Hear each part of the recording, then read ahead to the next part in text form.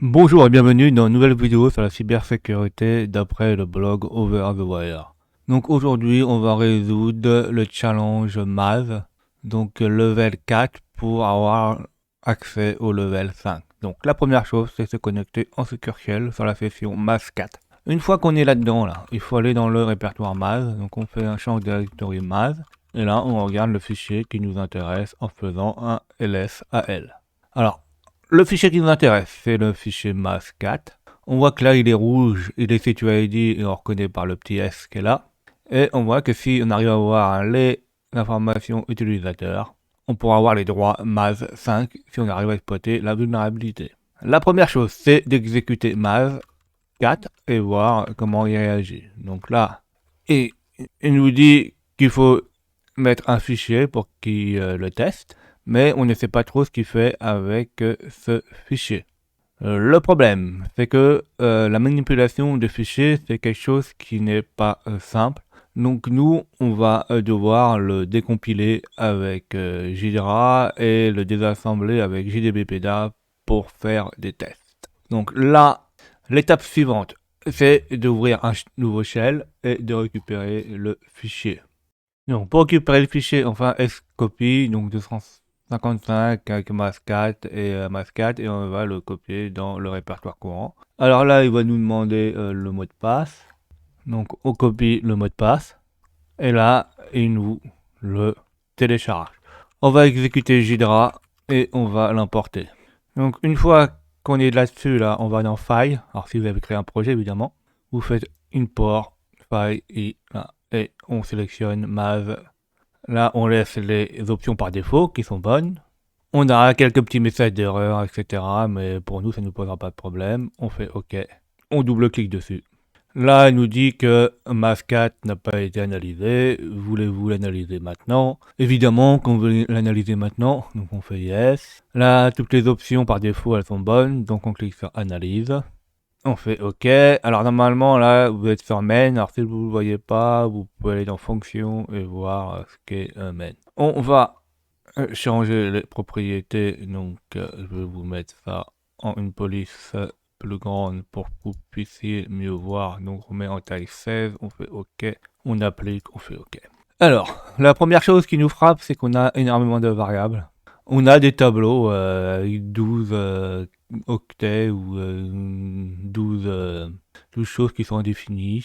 On a un local 8 avec un offset avec plus 14 en hexadécimal, donc plus 20. Donc ça veut dire que ça va sûrement prendre un décalage et ça sera plus 20.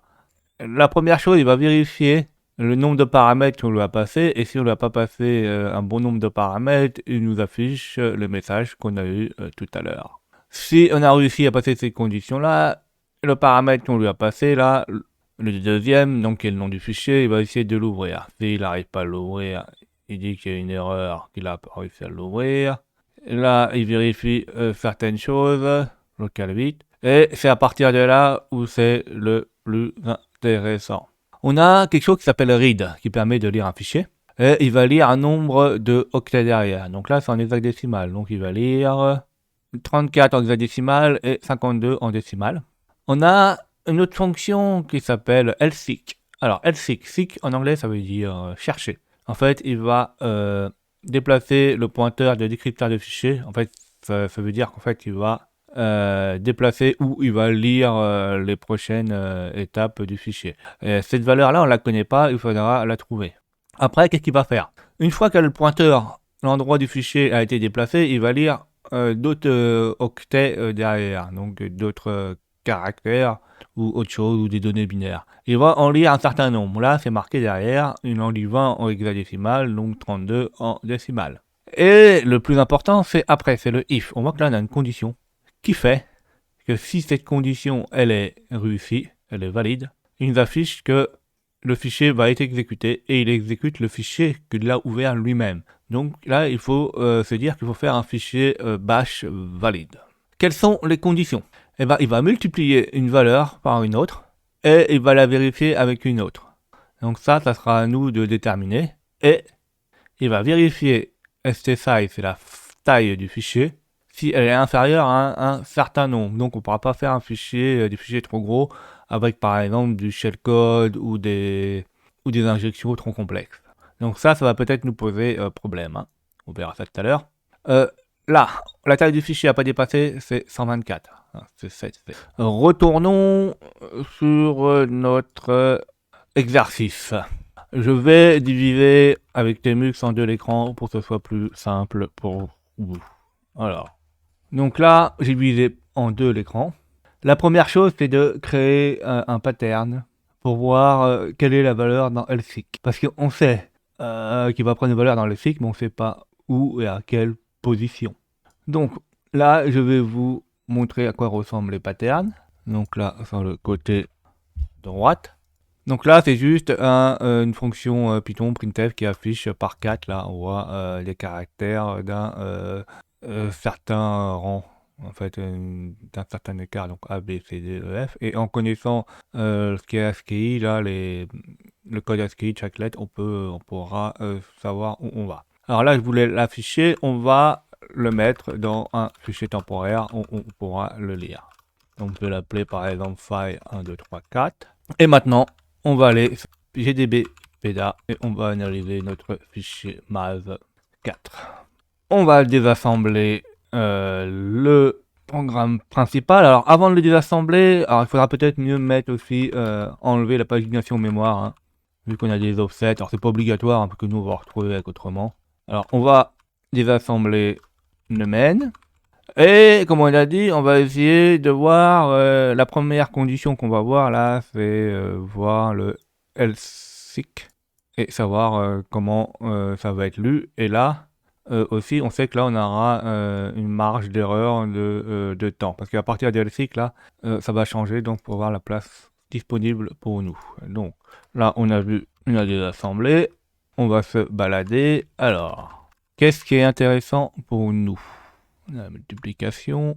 Donc voilà, nous ce qui nous intéresse c'est le LSEQ. Et la valeur qu'il va mettre dedans là, en fait, là on voit qu'il l'appelle, mais avant il y a des variables qui sont initialisées. Hein. Il met push 0 à x qui correspond où il va le lire, etc. Donc on pourra mettre un breakpoint sur le 204. Alors on fait un breakpoint sur LSEQ, donc main 204. On fait un run et on met alors le fichier tmp file 1, 2, 3, 4. Donc là, on voit qu'il s'est arrêté au premier breakpoint qu'on a mis. Donc si on regarde, il s'est bien arrêté à l'appel callSEQ. Et normalement, si on regarde EAX, là, qui est là, on voit que c'est en HHHH. Donc ça a été tapé en HHH. Donc, il faut essayer de contrôler la position à partir d'ici. Alors, comment on va la contrôler? Donc, je vais ouvrir un fichier texte. Alors, pour vous. Donc là, on voit qu'il s'est arrêté ici. Le problème, c'est que la valeur, c'est 48, 48, 48, 48. C'est trop énorme. Il va lire à la version, à l'endroit qui est indiqué ici et qui va être exécuté. Donc nous, le problème, c'est que là, les valeurs qu'on met là, c'est en hexadécimal, donc il faudrait la modifier. Alors, donc là, il y a combien de positions? 1, 2, 3, 4, 5, 6, 7, 8. Donc là, il faut aller à la position 8 x 4, c'est égal à la 32 en décimale. Et modifié en hexa, ça fait 0,20. Donc là, on sait déjà ce qu'il faut mettre. Il faut mettre 0,20. Donc ça veut dire que dans cette place-là, on pourra mettre du code avant. Donc comment on va crafter notre code et qu'est-ce qu'on va mettre dedans? Donc là, il faut faire attention, hein. On est sur les nouvelles versions de recompiler de Linux, etc. On va créer un fichier bash. Donc le fichier bash, il commence par un hashtag, point d'exclamation, et là il faudra mettre un bin. Et là, il ne faut pas mettre ch, sinon ça ne va plus fonctionner. Il faut mettre bash, et l'un des gros problèmes, c'est que depuis une certaine version, il faut mettre la persistance, sinon ça ne fonctionnera pas, le switch ID ne va pas être passé. Donc il faudra mettre p. Qu'est-ce qu'il faut mettre après? Après, il faut faire un retour chariot. Donc là, on aura un octet en plus, on aura un retour chariot. Et après, il faudra pas faire binbash.p parce que on va écraser cette adresse, on va dépasser là les 28 octets. Donc plus ça fait 32. Donc ça va, on pourra pas. Donc il faudra trouver une astuce pour permettre de réexécuter bin bash p, et là on va créer un fichier. Il va exécuter un fichier qui trouve au même endroit car a un nom en raccourci. Donc c'est ce qu'on va faire dans le temporaire. Donc on fait tmp. Alors vous pouvez mettre un fichier avec 1, 2, 3 ou 4 caractères. Hein. Après vous mettez le fichier que vous voulez. Du moment qu'il n'existe pas déjà dans le fichier temporaire. Donc moi je mets 9999 et on met ceci. Il faut calculer si c'est bon. Alors bin bash.n, ça fait en tout 15 caractères. Donc là, ça devrait passer. Et on va rajouter tmp 9999 et hashtag. Donc là, ça fait 1, 2, 3, 4, 5, 6, 7, 8, 9, 10, 11. Donc ça fait 11. Alors 11 plus 15, ça fait 16. Donc on dépasse pas. Et là, pourquoi on met un hashtag derrière là? On met un hashtag pour mettre des commentaires, on va mettre l'endroit qui va vérifier la multiplication, et etc. pour que ça fonctionne. Donc là déjà, on peut crafter une partie de notre exploit qui va nous permettre de exécuter un shell avec la persistance. Donc ça, là, on a réussi à faire le début. Donc le début, on a... là, on a 11. Alors là, on va le modifier un peu plus. Là, à la place de mettre un caractère, là, on met 1, 2, 3. Donc ça fait 3. Ça fait plus 2. On sera à 13. Et là, on est à 28. Et plus l'adresse, ça fait 32. Donc on passe pile poil dedans. Voilà, donc là, c'est bon. Après, qu'est-ce qu'il y a après? Après, là, il y a la valeur du LSEEK. Donc la valeur du LSEEK, c'est un long. Alors, c'est en Little Endian et il faut le mettre à l'envers. Et en plus, comme un long, c'est mis sur 4 entiers, là, il faudra faire un genre de X. Donc les décimales, ça sera ça. Et là, on aura les autres octets, comme on les utilise pas. On aura 3 comme ça. Après, qu'est-ce qu'on va faire? Après, on peut mettre un PyDin. Donc là, on sait pas trop combien il faut... on sait pas trop comment il faut en mettre en réalité. En fait, on peut savoir hein, combien on peut en mettre, mais si on regarde ici, ça va être après, là, ça va être 32 octets qu'on va mettre là. Alors, donc là, par exemple, on peut faire un B, le caractère B, on peut multiplier par 30. En fait, normalement, si on est rigoureux, on devrait mettre 32. Donc on peut même mettre 32. Et ça, maintenant, il faut l'injecter dans un fichier. Alors, injecter dans un fichier, ceci, ça donne ceci. Donc, retournons ici. Donc, on fait coller.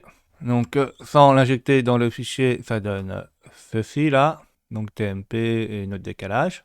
Et en l'injectant, on va faire tmp file 1, 2, 3. Et on retourne sur notre debugger. Maintenant, on sait qu'il va lire après. Donc, on va voir que notre LSEEK c'est égal à 20. Et le deuxième problème là qu'on va résoudre, c'est ici, c'est la multiplication de ça à ça. Donc où il va choper ceci et où il faudra l'écrire. Et ça sera dans la variable de multiplication. Donc on va voir où c'est. Donc pour voir ça, on peut refaire un disas. On regarde ici là, emule, et emule là, il permet de faire une multiplication, et après on a directement la comparaison, voir si c'est bon ou pas. Ça c'est très intéressant. Donc là on peut mettre un nouveau point de contrôle, un point d'arrêt. Donc on fait un break, main plus l'offset 255. On a modifié notre fichier, donc on peut faire un run, tmp file 1, 2, 3, 4. Donc là, il s'est arrêté au premier breakpoint qu'on avait mis pour LSEEK. Donc ce serait intéressant de voir la valeur de LSEEK. Donc pour voir la valeur de LSEEK, on sait que c'est dans EAX, on peut mettre un mot. Hein. Donc EAX, normalement, il devrait être à 20 maintenant. Donc là, il dit qu'il n'arrive pas à avoir cannot access memory parce qu'en fait, c'est à 20. Donc c'est bien la valeur 20 hexadécimal et 32. Hein. On peut même faire IR, plus simple. Et là, ce qui nous intéresse, c'est d'aller sur emule. Donc on fait C, on voit bien qu'il est là, et il va multiplier la valeur EDX et ECX. Là, ce qui nous intéresse, c'est qu'est-ce que c'est ECX et EDX. IR, et on voit que ECX est égal à 62 et EDX est égal à 61. Et 62 et 61 en hexadécimal, ça correspond aux caractères ASCII A et B. Et si on regarde notre code qu'on a injecté ou notre fichier, par exemple dans tmp file 1, 2, 3, 4, où on voit un B et un A minuscule, c'est B et A. Donc en fait, il lit ces deux caractères-là et ça se trouve à l'étape suivante, il va les multiplier et il va rechercher et les comparer à une valeur. Alors pour voir ça, il faut aller à l'instruction suivante. Donc on fait un step I. Là, il va comparer la valeur EAX et EDX. Donc EAX, c'est la multiplication qu'on a vu de EDX et ECX, il me semble, ou et EDX. Alors on va voir ça, si c'est ça. Donc IR. Alors non, c'est pas ça. EAX, c'est ce qu'il a lu, et EDX, c'est la multiplication. Alors pour voir si c'est la multiplication, alors, il suffit de prendre une calculatrice en hexadécimal. Donc bien être sûr qu'en hexadécimal, on fait 0, on fait 61 fois 62 en hexadécimal. Et ça fait 25, 22. Alors est-ce qu'on a 25, 22? Oui, on a 25, 22. En EAX, il la compare avec 42, 42. Alors 42, 42, c'est B majuscule. Alors, où on a vu B majuscule dans notre code, c'est là. En fait, il compare avec quelque chose qui est là. Alors, est-ce qu'on a besoin de connaître la position? Non. Parce qu'il suffit juste de mettre que cette valeur dedans et on tapera dedans. Alors, prochaine étape, combien de valeurs il faut mettre dedans? Eh bien, il faut regarder le code source. Et là, on voit qu'il va lire 20, les 32 octets. Donc, s'il lit 32 octets après, c'est-à-dire qu'il va lire 32, par exemple, B. Vu que là, c'est un entier qui est codé sur 4 octets, on fera diviser cette valeur 32 par 4. 32 divisé par 4, ça fait 8. Donc, il faudra multiplier par 8 et mettre cette valeur-là. Autre chose importante, on est en Little Indianness, donc ça sera lu à l'envers. Donc, ça sera codé en 22 et 25, et après il faudra mettre des octets 0 derrière. Donc à quoi ça va ressembler. Et à la fin, il faudra bien mettre aussi un retour chaîne. Alors, ça va ressembler à ceci. On aura notre ceci là, et on va multiplier par 8 la valeur en hexadécimal qu'on a trouvé, qui est 25, 22. Et comme ça, on est sûr que la multiplication de BA, ça sera égal à la valeur qu'ici, et ça va nous faire passer ici. Alors, vu qu'on est en Little Indianness, on va mettre ça à l'envers, et ça va ressembler à ceci. Python, import, donc là on met le bash, on lit au 32e octet, et là on va multiplier par 8, donc 8 x 4, on va mettre 32 caractères avec les bonnes valeurs qui va taper dessus, et à la fin on termine par un caractère chaîne. Et une fois que ceci ça sera fait, on a quasiment toutes les conditions réunies, il ne faudra pas que notre fichier fasse plus d'un certain nombre. Donc ça, regarde, testons voir à quoi ça ressemble. Donc ça ressemble à ceci. Là on voit nos caractères qui ont été mis là. Et là on n'a plus qu'à le mettre dans le fichier. Donc on fait la même chose. On fait tmp, on fait file, 1, 2, 3, 4. Et là normalement ça devrait fonctionner. Alors avant que ça fonctionne, il faudra voir combien d'octets prend le fichier. Donc on peut faire un ls as. Alors normalement c'est pas sûr que ça fonctionne parce que ça trouve c'est pas la vraie taille du fichier. Donc là, il ne le sait pas. Donc... Ah oui. Si avec WC, là, je regarde le nombre d'octets qu'on est, on est à 65 octets. Donc là, normalement, là, ça devrait fonctionner. On est largement en dessous des... qui est de 7C, qui est de 124. Donc normalement, ça devrait passer. Alors, pour vérifier si on a raison, une fois qu'on a injecté, là, comme j'ai fait ici, il faut voir, il faut réexécuter le programme. Donc on fait run... tmp, file 1, 2, 3, 4. Donc là, on s'en fout, là sur Alsic, c'est après que c'est intéressant. Donc là, on continue. Donc là, on est sur la multiplication. Donc déjà, là, on peut voir si les valeurs, elles sont déjà bonnes pour EDX et ECX. Donc alors, EDX, ECX, c'est bon. La multiplication, elle est bien de 25 22 en hexadécimal. On va à l'étape suivante.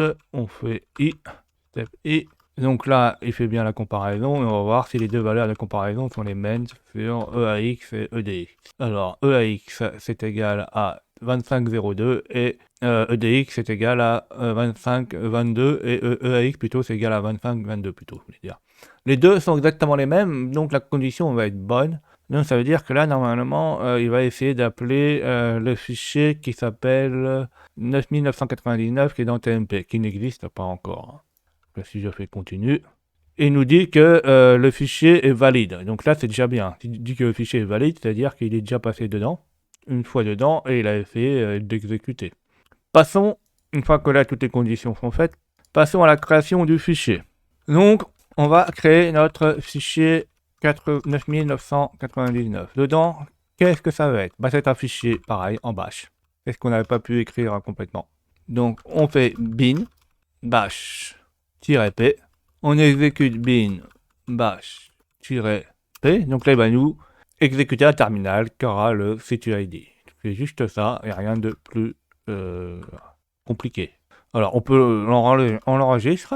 Et alors, une fois qu'on a fait le fichier 999, il ne faut pas oublier de mettre aussi l'exécution sur notre fichier TMP 1, 2, 3, 4. En fait, il n'a pas l'extension CH, donc il ne le sait pas forcément qu'il est exécutable. Alors, en fait, alors, dès qu'on a, fait le fichier 9999, en fait, alors, le fichier file 1, 2, 3, 4, il ne sait pas qu'il est exécutable, hein, quelle fonction CH, donc il faut le rendre exécutable en faisant champ mode 1, 2, 3, 4 aussi. Hein. Il faut faire la même chose aussi hein, sur le 9999. Et normalement, là, ça devrait fonctionner si on fait mav 4. Alors, si on fait mav 4, normalement, il devrait, si on fait tmp, file 1, 2, 3, 4, alors il devrait exécuter ce fichier-là. Que ce fichier-là va être exécuté, il va exécuter ceci-là, qui va nous filer notre bash. Donc, on fait ceci. Et là, on voit qu'on a notre bash. Alors, est-ce qu'on est utilisateur 5? Donc, mav 5. Là, oui, c'est bon. On fait id, c'est bon. Et si on fait 4 etc mav pass et mav 5, normalement, vous avez le mot de passe. Alors, ça sera à vous de refaire l'exercice. Normalement, il n'y a aucun problème si vous refaites ça et que vous comprenez surtout la logique. Il faut surtout comprendre la logique. Et ça devrait fonctionner. Alors là, qu'est-ce que ça nous apprend? Ça nous apprend qu'il faut faire super gaffe à ce qu'on fait quand on lit des fichiers et on crée des fichiers. Si on fait des grosses erreurs comme ça, là, un attaquant peut facilement manipuler des fichiers pour créer des buffer overflow ou modifier la logique du programme, hein, c'est pas forcément faire du buffer overflow comme on a fait, hein. Nous on a modifié la logique du programme pour qu'il puisse exécuter des choses. Hein. Il peut même exécuter des librairies ou lire par exemple des informations confidentielles ou faire des éléments de privilège. Donc la manipulation des fichiers c'est toujours quelque chose d'assez critique et pas forcément facile à comprendre, surtout quand on fait de la lecture ou de l'écriture hein, de fichiers binaires et qu'on s'amuse à se déplacer à travers un fichier et qu'on n'a pas un contrôle total de tout ce qui se passe. Et de surtout les données entrées à l'intérieur. J'espère que vous avez appris beaucoup de choses. Hein. N'hésitez pas à mettre des commentaires hein, pour que j'ai des retours. Mettez des pouces bleus, abonnez-vous. Et surtout, n'oubliez pas de cliquer sur la cloche de notification pour être au courant des dernières vidéos qui sortent.